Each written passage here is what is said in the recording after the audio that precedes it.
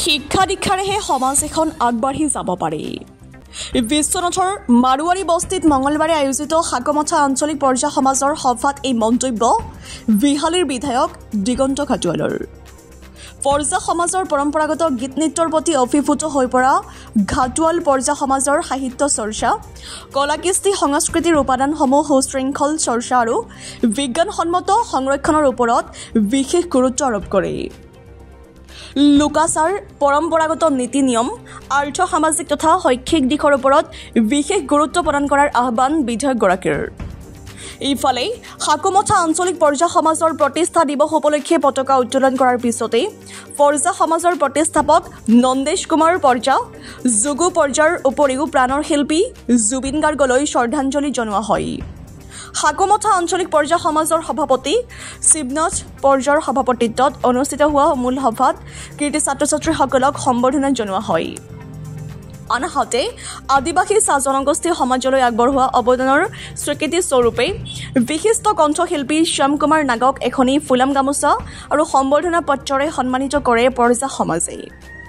বিভিন্ন কাৰ্যসূচীৰ মাজেৰে পৰ্যায় সমাজৰ যুৱক যুৱতীসকলে পৰিৱেশন কৰা পৰম্পৰাগত কিন্দিপাৰা, চিতনা, পাৰ্বু গীত নৃত্যই আনন্দিত কৰি তোলে সকলোকে।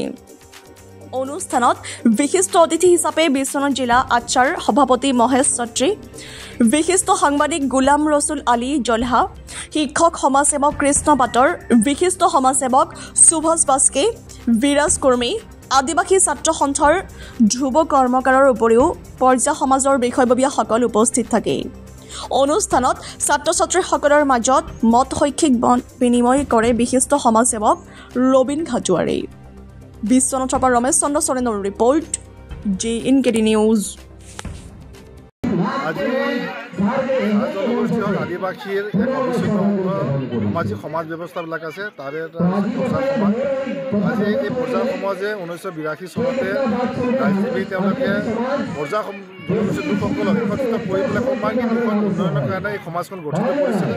আৰু আজি আমাৰ বিশ্বনাথ জিলাৰ অন্তৰ্গত আমাৰ এই সাকমথা আঞ্চলিক কমিটিৰ আজি প্ৰতিষ্ঠা দিৱস। তেওঁলোকে আজিৰ দিনটোতে এই আঞ্চলিক কমিটি গঠিত হৈছিলে আৰু তেওঁলোকে আজি প্ৰতিষ্ঠা দিৱস অৰ্থাৎ জন্মদিনখন পালন কৰিছে। ইয়াতে বিভিন্ন ধৰণৰ এই সমাজখনৰ উন্নয়নৰ ক্ষেত্ৰত কেনেধৰণে আমি আগবাঢ়ি যাব লাগে সেই কথাখিনি তেওঁলোকে ইয়াত আলোচনা কৰিছে। বিভিন্ন ধৰণৰ আমাৰ অঞ্চলৰ শিক্ষিত ব্যক্তিসকলক আমাৰ পৰা বিভিন্ন ব্যক্তিসকল আছে, তেওঁলোকক আগবঢ়াই গৈছে যে আজি আমাৰ এই সমাজখন বা নিজৰ অঞ্চলৰ আমাৰ জনগোষ্ঠীৰ মানুহখিনি আজিও নবা ধৰণে যেনেদৰে আগবাঢ়ি যাব লাগিছিলে তেনেকৈ আগবাঢ়িব পৰা নাই। তাৰ কাৰণে আমি এটা কালেক্টিভ এটা প্ৰচেষ্টা সকলোৱে হৈ পেলাই যে সমাজবিলাক নিজৰ নিজৰ সমাজৰ মানুহখিনি যদি শিক্ষা দীক্ষাৰ পৰা অন্য শৈক্ষিক, ৰাজনৈতিক, অৰ্থনৈতিক দিশত যদি আমি যদি চিন্তা কৰোঁ নিশ্চয় আগবাঢ়িব পৰা যাব। আৰু এই সক্ষমতা আছে, মাত্ৰ তেওঁলোকৰ সহযোগিতাৰ লাগে। আজি দেখা পাইছোঁ এগৰাকী ছোৱালী আজি পঢ়া শুনা কৰাৰ লগতে তেখেতে আজি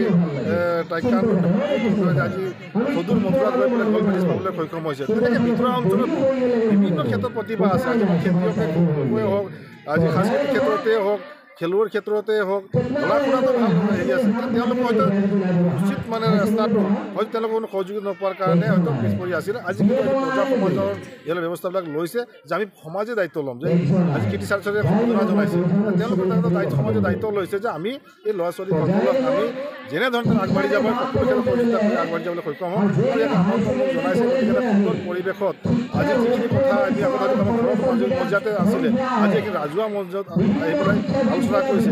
আজি পৰ্যায় সমাজত ধুনীয়া ধুনীয়া কলাকৃষ্টিবিলাক আছে, যিখিনি হয়তো আমি আগতে দেখাই নাছিলোঁ। আজি কেইবাটা নৃত্য প্ৰদৰ্শন কৰিছে, ইমান ধুনীয়া কলাকৃষ্টি আছে, নিজৰ সাজপাৰ আছে, নিজৰ ভাষা আছে, নিজৰ অলংকাৰ আছে, বাদ্যযন্ত্ৰ আছে। আজি এনেকৈ ইয়াত নৃত্য প্ৰদৰ্শন কৰিছে। মই ভাবোঁ এইবিলাকক যদি অকণমান আগবঢ়াই দিব পৰা যায় হয়তো আজি আমি ৰাষ্ট্ৰীয় ৰাজ্য পৰ্যায়লৈ আগবাঢ়িব সক্ষম হ'ম। গতিকে মই আৰু বিশেষকৈ ক'ব নাযাওঁ।